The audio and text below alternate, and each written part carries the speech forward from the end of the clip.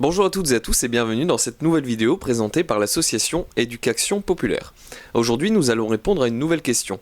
Si faire l'Europe c'est faire le poids, pourquoi les États-Unis ont-ils voulu la construction européenne ?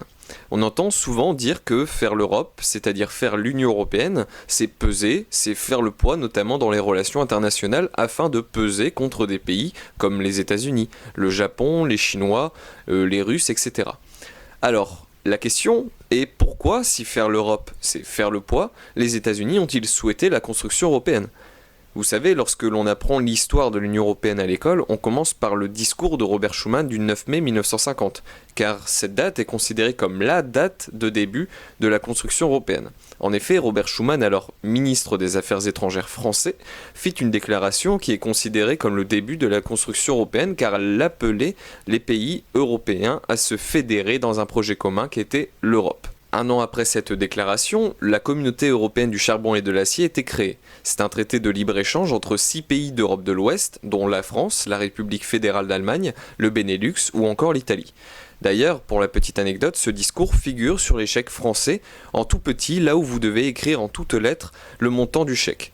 On peut y lire « L'Europe ne se fera pas d'un seul coup, ni dans une construction d'ensemble, etc. etc. » Enfin bref, je disais donc, s'il fallait à la limite trouver une date de commencement à la construction européenne telle qu'on la connaît, ce serait peut-être le 6 mai 1943, en pleine Seconde Guerre mondiale, où Jean Monnet, qui est l'un des pères fondateurs de l'Union européenne, écrivait au secrétaire d'État américain de l'époque, Harry Hopkins, en disant que il faut se résoudre à conclure que l'entente est impossible avec De Gaulle, qu'il est un ennemi du peuple français et de ses libertés, qu'il est un ennemi de la construction européenne et qu'en conséquence, il doit être détruit dans l'intérêt des Français. On est donc en 1943 et Jean Monnet, père fondateur de l'Union européenne, dit qu'il faut éliminer De Gaulle car c'est un ennemi de la construction européenne. Et à qui le dit-il ? Au secrétaire d'État américain de l'époque. Normalement, si la construction européenne servait à faire contrepoids aux États-Unis, les États-Unis devraient être contents que De Gaulle s'y oppose. Mais non, ce n'est pas du tout le ton du message. Enfin bref, petit saut de quelques années en avant, maintenant nous sommes en 1948, la guerre froide commence et aux États-Unis est créé l'ACUE, c'est-à-dire le Comité américain pour une Europe unie, financé entre autres par la fondation Ford et ayant des liens très étroits avec les renseignements américains. Il était d'ailleurs dirigé par des gens comme Allen Dulles, directeur de la CIA entre 1953 et 1961, ou encore William G. Donovan, ancien directeur de l'OSS. Et donc ce comité avait 3 objectifs principaux. La création d'un parlement représentant des États démocratiques et des peuples de l'Europe libre, avec des pouvoirs effectifs de législation. L'abolition des quotas douaniers intra-européens et du contrôle d'échange, c'est-à-dire qu'ils souhaitaient en fait le libre-échange entre les pays européens. Et enfin, avoir une garantie uniforme des droits de l'homme et la création d'une cour européenne pour les faire respecter, c'est-à-dire avoir une entité juridique supérieure aux États qui pourrait les sanctionner en cas de manquement.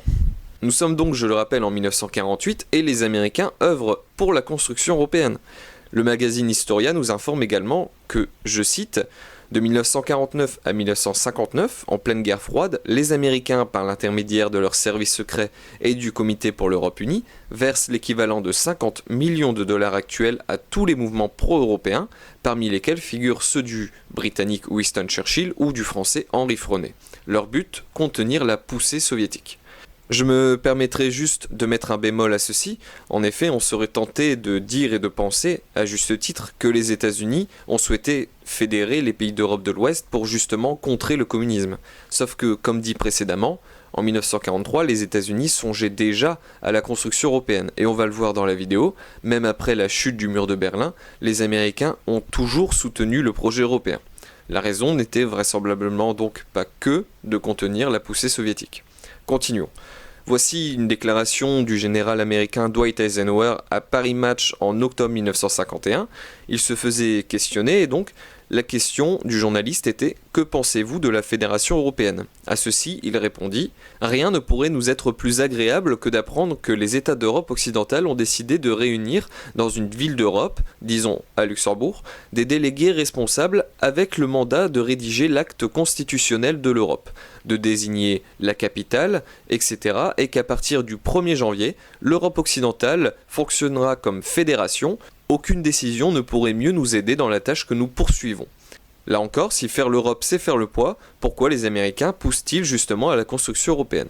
On apprenait, en plus, en septembre 2000, dans le quotidien d'information britannique The Daily Telegraph, que, je cite, « Les dirigeants du mouvement européen, Ratzinger, le visionnaire Robert Schuman et l'ancien Premier ministre belge Paul-Henri Spaak, étaient tous traités comme des employés par leurs parrains américains. Le rôle des États-Unis fut tenu secret, l'argent de l'ACUE provenait des fondations Ford et Rockefeller, ainsi que des milieux d'affaires ayant des liens très étroits avec le gouvernement américain. » Donc ici, on apprend que même Robert Schuman, père fondateur de l'Union européenne, où on nous dit que c'est grâce à lui que cette merveilleuse aventure qu'est l'Union européenne a pu voir le jour, était qu'en fait considéré comme un employé par les Américains qui le finançaient. Bon, de plusieurs années en avant, la guerre froide est finie, nous sommes en 1999 à Ankara, le 15 novembre, et nous nous retrouvons en compagnie de Bill Clinton, alors président des États-Unis, qui disait « Je suis ferme dans mon soutien à la candidature de la Turquie, je crois fermement que l'une des 4 ou 5 questions pour cette partie du monde est de savoir si la Turquie deviendra partenaire de plein droit de l'Union européenne. Encore une fois, si faire l'Europe, c'est faire le poids, pourquoi les États-Unis poussent-ils les Européens à devenir de plus en plus nombreux dans l'Union européenne ? Si le concept est de devenir plus fort, normalement les Américains ne devraient pas y être favorables. George Bush, alors président des États-Unis le 15 juin 2001, disait « Toutes les nouvelles démocraties de l'Europe, de la Baltique à la mer Noire et toutes celles qui se trouvent situées entre les deux, doivent avoir la même chance pour la sécurité et la liberté et la même chance de rejoindre les institutions européennes. Toutes les nations devraient comprendre qu'il n'y a aucun conflit entre l'appartenance à l'OTAN et l'appartenance à l'Union européenne. » Là, George Bush appelait donc les pays d'Europe de l'Est à rejoindre l'Union européenne, ce qui s'est d'ailleurs passé quelques années plus tard. Condoleezza Rice, alors secrétaire d'État américaine le 21 avril 2005, parle sur le référendum français, car à l'époque les Français ont été appelés à voter pour ou contre le traité dit de construction européenne, et donc cette femme disait « Nous avons fermement soutenu le projet européen, son achèvement ainsi que l'Union européenne. De notre point de vue, la poursuite du succès de la construction européenne est importante. » Elle encourageait les Français à dire oui à la construction européenne. En 2015, c'est Obama lui-même qui lançait un appel à Londres afin que le Royaume-Uni reste dans l'Union européenne, un an avant le référendum qui annonça le Brexit gagnant. Alors, est-ce que faire l'Europe, c'est faire le poids ? À cette question, le général de Gaulle répondait dans le livre C'était de Gaulle d'Alain Perfit, tome 2, page 293, que « Vous savez ce que ça veut dire la supranationalité ? La domination des Américains. L'Europe supranationale, c'est l'Europe sous commandement américain. Les Allemands, les Italiens, les Belges et Pays-Bas sont dominés par les Américains, les Anglais aussi, mais d'une autre manière parce qu'ils sont de la même famille. » Selon Charles de Gaulle, donc, faire l'Europe, ce n'est pas du tout faire le poids, mais au contraire, faire l'Europe, c'est pour mieux que les nations européennes soient dominées par les Américains. Petite précision, de Gaulle parle d'Europe supranationale, c'est-à-dire d'Europe fédérale. Peut-être que certains d'entre vous ne savent pas très bien ce que cela signifie. Nous créerons une vidéo sur le sujet également afin de vous éclairer, mais sinon, si je devais résumer vite fait, en gros, ce que c'est une Europe supranationale, ce serait en disant que ce serait une Union européenne qui fonctionnerait comme les landes allemands ou les États des États-Unis, où il y aurait un État central qui déciderait d'à peu près tout, et des grandes régions qui auraient plus ou moins de pouvoir. On ne sait pas trop comment ça se goupille, mais on a déjà des cartes qui sont proposées, comme par exemple les Verts européens qui proposent de découper ça en Europe des ethnies, en rassemblant toutes les ethnies dans leur périmètre respectif, avec des Corses indépendants, des Catalans indépendants, des Bretons indépendants, des Basques indépendants, des Occitans indépendants, etc. etc. Les plus grands pays de l'Europe de l'Ouest seraient scissionnés en plusieurs parties, comme on le constate, sauf 3. On voit que l'Irlande s'agrandit, prenant la totalité de l'île, que le Portugal reste le même, et on voit que l'Allemagne gagnerait des territoires comme une partie de la Suisse ou même l'Autriche. Bref, on terminera en citant les prix Charlemagne, mais avant, petite définition de ce qu'est ce prix. Le prix international Charlemagne d'Aix-la-Chapelle est un prix fondé en 1949 et décerné depuis 1950 par la ville d'Aix-la-Chapelle à des personnalités remarquables qui se sont engagées pour l'unification européenne.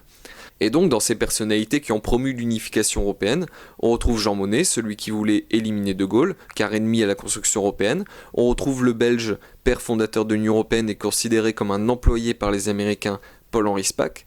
On retrouve aussi le Français, ex-ministre de Pétain, père fondateur de l'Union européenne et considéré comme un employé par les Américains, Robert Schuman.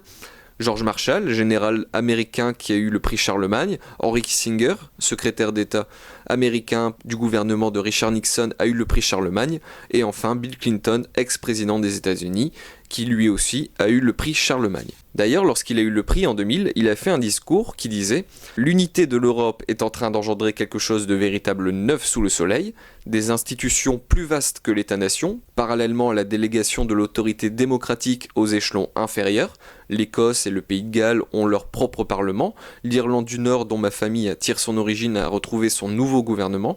L'Europe est pleine de vie et résonne à nouveau des noms d'anciennes régions dont on reparle, la Catalogne, le Piémont, la Lombardie, la Silésie, la Transylvanie, etc.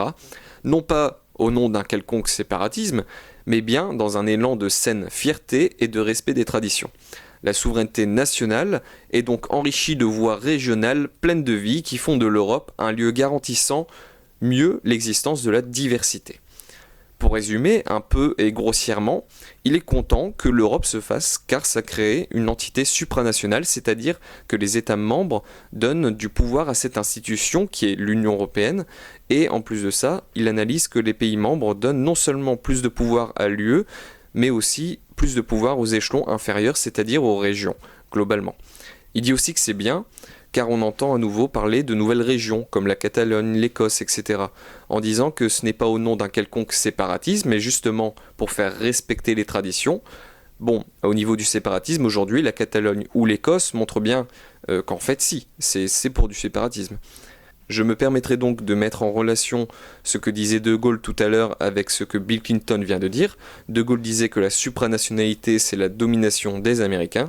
Peut-être qu'il y a un lien entre le fait que Bill Clinton soit satisfait de la construction européenne et ce que disait De Gaulle.